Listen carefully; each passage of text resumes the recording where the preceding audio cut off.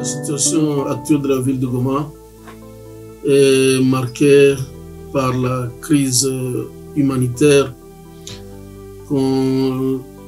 conséquente évidemment à la guerre que nous avons eue dans la ville. Cette guerre a duré 2 jours, mais elle a laissé beaucoup de dégâts. Et notamment, d'abord, il y a évidemment les pertes en vie humaines, puisque on a fait une évaluation autour de 3000 morts, mais la réalité est au-delà de cela.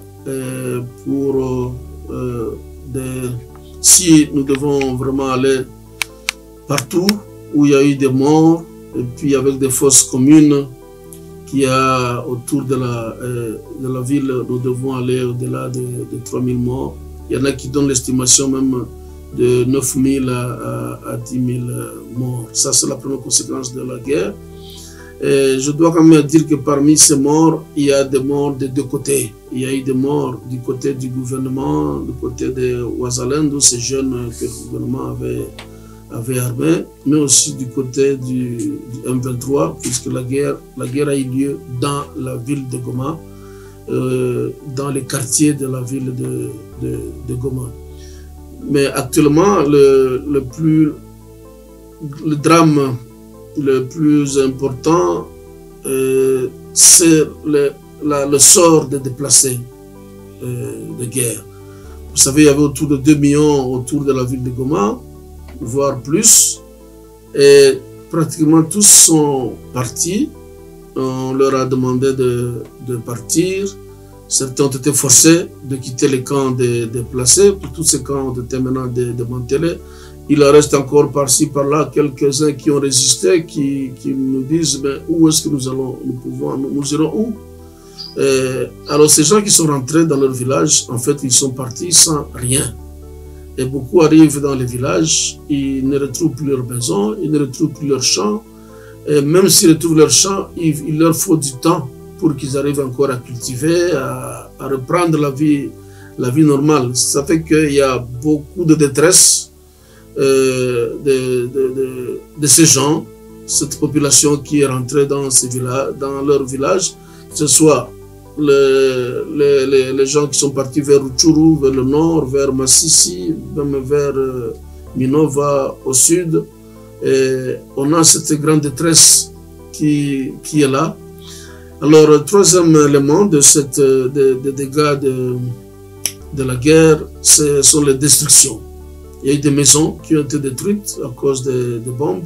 Il y a eu des écoles qui ont été détruites. Il y a des bâtiments officiels qui ont été touchés, notamment le bâtiment de l'église. Nous avons l'hôpital maternel, charité maternelle, qui a été touché par 2 bombes. Il y a notre procure diocésaine qui n'est plus habitable pour le moment.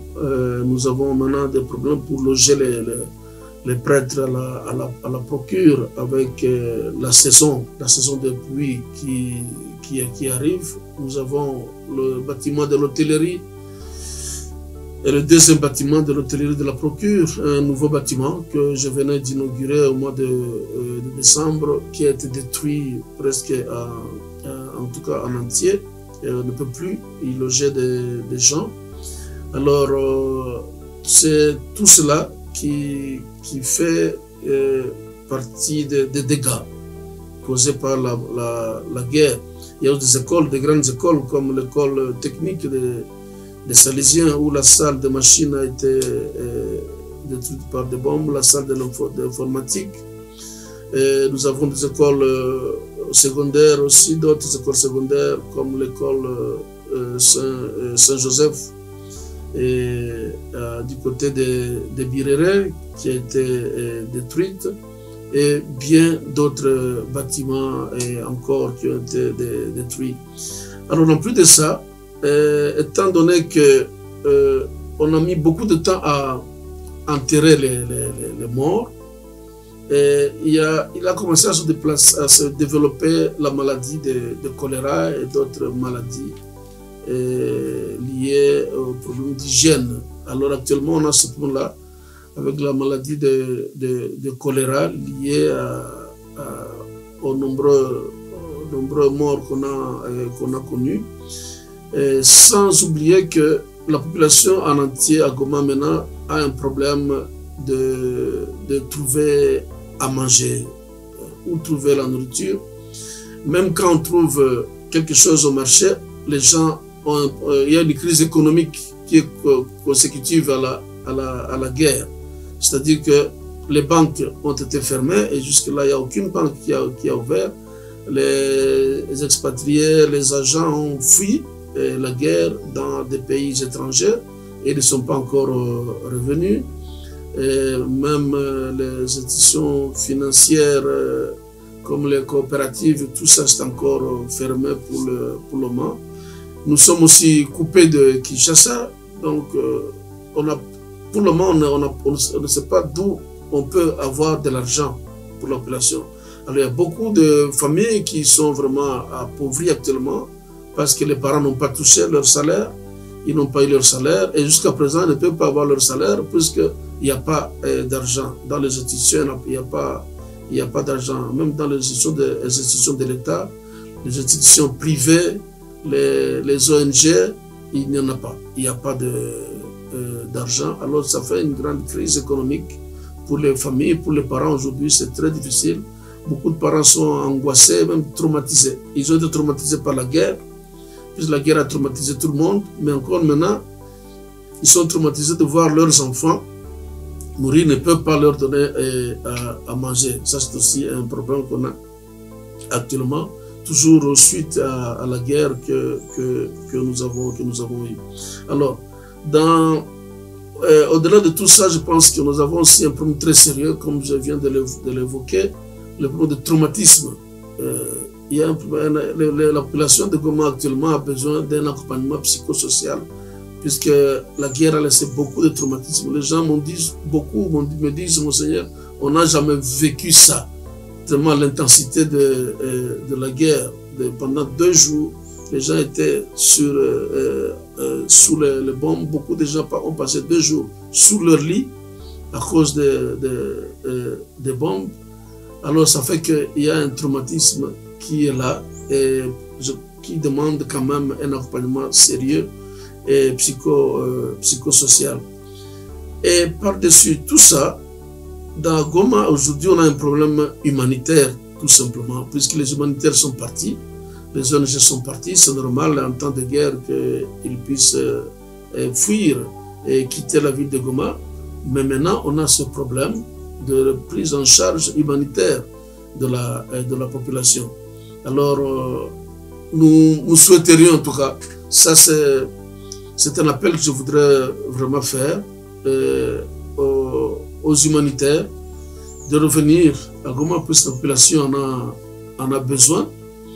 Et évidemment, pour que les humanitaires reviennent, il faut que l'aéroport de Goma puisse être ouvert, puisque l'aéroport a été fermé et il n'est pas opérationnel actuellement, puisque d'abord il y a la tour de contrôle qui a été sabotée, qui a été saccagée, mais il y a eu la guerre au sein de l'aéroport, puisque la prise de l'aéroport a été vraiment objet d'une guerre intense.